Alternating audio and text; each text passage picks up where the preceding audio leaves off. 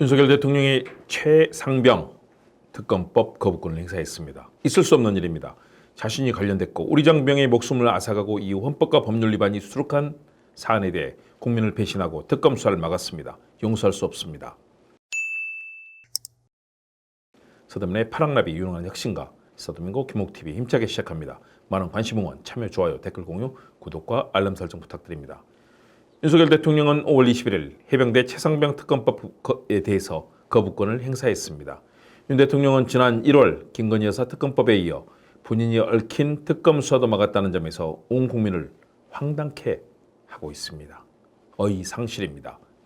주권자가 임한 헌법적 권한을 대통령이 사적으로 쓴 두 차례 사례에 충격을 금할 수 없습니다. 총선 민심을 거역하고 국민과 맞서고 싸우는 국기문란이자 국헌에 대한 반란 행위입니다. 대통령실이 밝힌 특검법 거부 이유는 여야 합의 없이 여당 단독으로 철회했다는 것과 특검 후보 추천권을 야당에 부여해 대통령 인사권을 침해했다는 것입니다.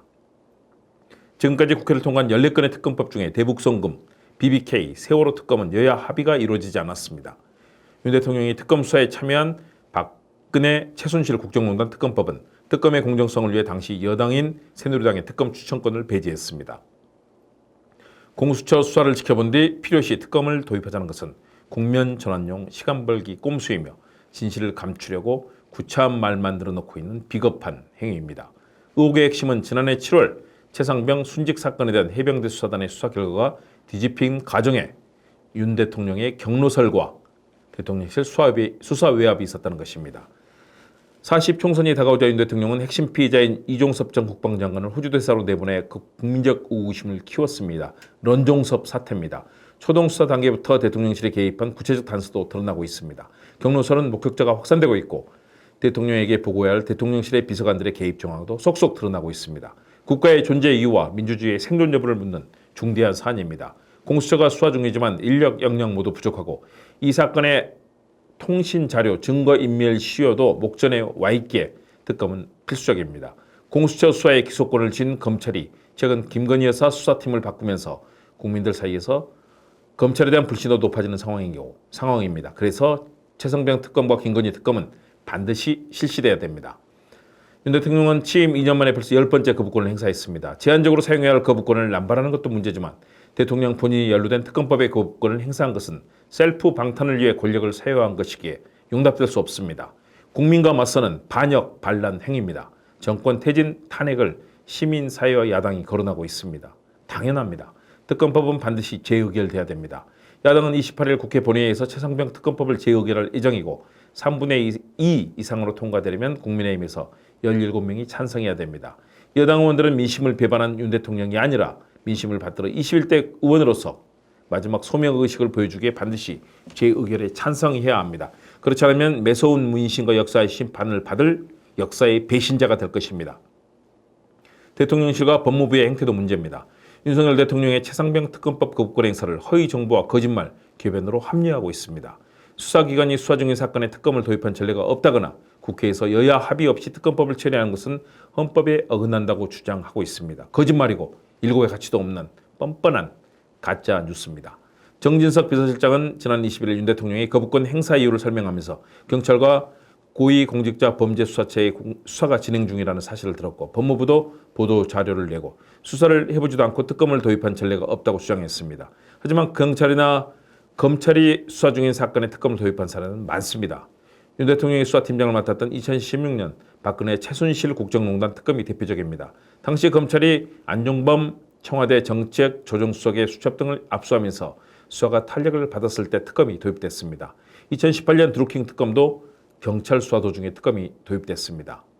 2003년 대북송금 사건, 2007년 삼성 비자금 사건도 마찬가지입니다.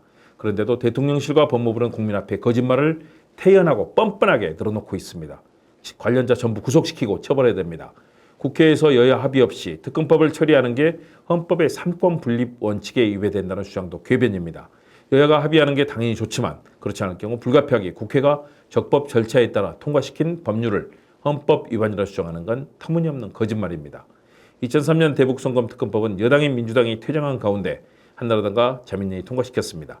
2012년 내곡동 특검법도 여당인 새누리당의 반대 속에 통과됐습니다. 노무현 이명박 전 대통령은 국회 입법권을 존중해 거부권을 행사하지 않았습니다. 기본도 안 된 거짓말쟁이 대통령과 대통령실, 정부의 모습 참으로 가관입니다. 국민들의 심판을 받을 것입니다. 헌법 위반은 윤 대통령이 스스로 저지르고 있습니다. 국회 입법조사처는 국회에서 의결된 법률안이 대통령의 사적인 이유와 충돌한다는 이유로 거부권을 행사하는 것은 헌법상 용인되기 어렵다는 보고서를 냈습니다. 대통령의 적극적인 거부권 행사가 입법권을 무력화시켜 삼권 분립을 파괴한다는 취지입니다. 루스벨트 대통령의 거부권도 의원들의 이해관계에 관련된 사안에 대해서 이루어진 것입니다. 마치 거부권이 당연히 이루어진 것처럼 미국의 사례를 궤변으로 들고 있습니다. 본인이 수사 대상인 특검법의 거부권을 행사한 것은 공직자의 이해충돌 금지 원칙을 위반한 것입니다. 헌법적 의무를 다하지 않고 장병의 목숨을 하찮게 여기고 국가와 정부를 난장판으로 만드는데 그런 대통령 또 대통령실 용납할 수 없습니다. 스스로 탄핵의 모래성을 쌓아가고 있습니다. 국민들은 두 눈을 부릅뜨고 지켜보고 있습니다. 조만간 민주주의 위기를 지키기에 행동에 나설 것입니다. 그러면 탄핵 국민이 펼쳐질 수도 있습니다. 대한민국은 국민이 주인인 민주공화국입니다. 절대 있어서는 안 되는 일이 벌어지고 있습니다. 세상병 특검, 국민의힘 의원들 반드시 찬성에 나서야 합니다. 우리 장병의 목숨이 그렇게 무참하게 쓰러지고 그런 장병을 지키지 못한 정부, 국군 통수권자 존재할 가치가 없습니다. 그리고 그 이후 벌어진 여러 가지 음모와 공작 용납할 수 없습니다. 반드시 철저하게 파헤쳐서 관련자들 모두 처벌하고 우리 국기문란, 국가 반란행위 바로 잡아야 됩니다. 최상병 특검법 통과시키는 것이 역사적 의무이고 책임입니다. 온 국민이 눈을 부릅뜨고 지켜볼 것입니다. 반드시 통과시키고 제대로 된 역사 만들기를 온 국민과 함께 소망합니다.